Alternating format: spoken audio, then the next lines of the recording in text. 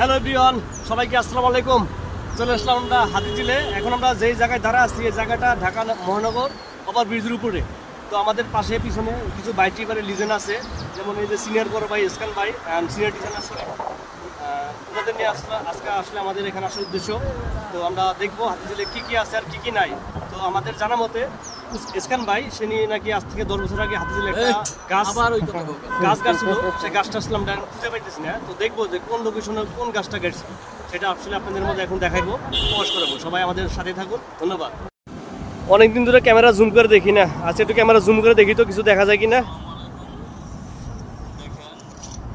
ও কপাল কপাল কপাল লাগে মামু, কপাল লাগে, বুঝছো? কি আছে মামা, কি আছে? হ্যাঁ কপাল দেখো, কপাল লাগে। তোমারও কপাল হবে এরকম ভবিষ্যতে, তুমি থাকো, তোমার কপাল হবে।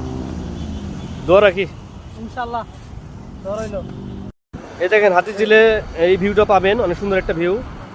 নিচে বনানী বা ওই ওটার নাম জানি কারণ বাজার, ওখান থেকে জাহাজগুলো, লঞ্চগুলো, ছোটো ছোটো নৌকাগুলো চলে আসে। দীর্ঘ জ্যামজাটের মধ্যে যারা চলাচল করতে ভালো লাগে না, তারা এই নৌকাতে ভ্রমণ করতে পারবেন।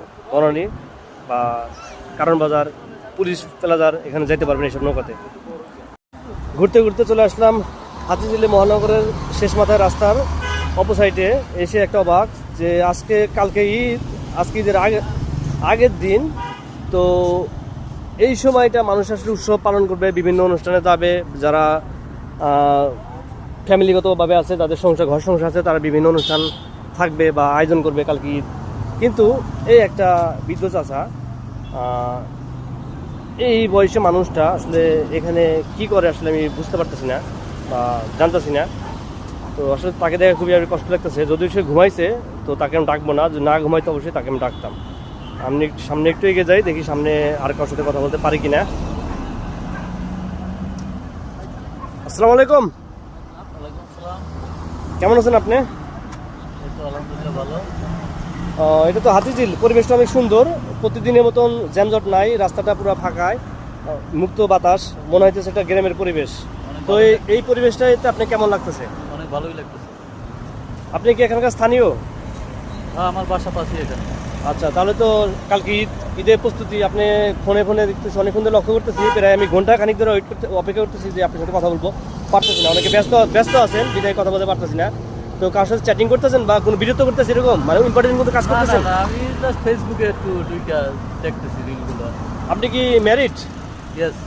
ও তাহলে আলহামদুলিল্লাহ, তাহলে আর কিছু বলার নাই, যেহেতু ম্যারিড। তারপরে ফেসবুক চালাইতেছেন, অনেক ভালো লাগতেছে। তো আপনাকে দেখে অনেক ভালো লাগতেছে, আপনার হাসিটা অনেক সুন্দর। সব কিছু চিন্তা ভাবনা করে আসলে আমি আপনার সাথে আসলাম, যে ভাবলাম যে হয়তো আপনার সাথে কথা বললে হয়তো আপনি কিছু মাইন্ড করবেন না। আপনি লোকটা অনেক ভালো, দেখে বোঝা গেল। যার চোখটা সুন্দর সে তার সব কিছু সুন্দর, এটাই মনে হলো। তো বিধে আপনার কাছে চলে আসলাম। পাম দিতেছি না, হ্যাঁ। তো আমি কথা বলার শেষে আপনার 100 টাকা চাইবো, এটা না। আপনি যদি খুশি হয়ে আমার 100 টাকা দেন, সেটা আপনার হিসাব। ওকে ওকে, ধন্যবাদ। ভালো থাকবেন। হাতিঝিলে আসলে দেখার কিছু নাই, শুধু রাস্তা আর কিছু নাই। এই যে এখানে বসার অনেক জায়গা আছে, এখানে সুন্দর সুন্দর জায়গা, পার্কের মতো বানায় দিচ্ছে এটা। হ্যাঁ,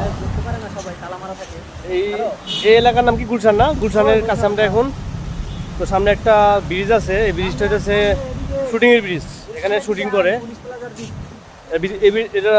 যে ব্রিজটা আছে, এই ব্রিজটা আসলে ঢোকা জানা নিষেধ, এটা শুটিংয়ের জন্য একমাত্র ব্রিজটা খোলা হয়। শূন্য লাগতেছে হাতিঝিলটা। ওই যে আমাদের সামনে আছে একটা পুলিশ প্লাজার, আমরা রিসেন্টলি প্লাজারের ভিতরে ঢুকতেও পারি, নাও পারি, ঠিক নাই।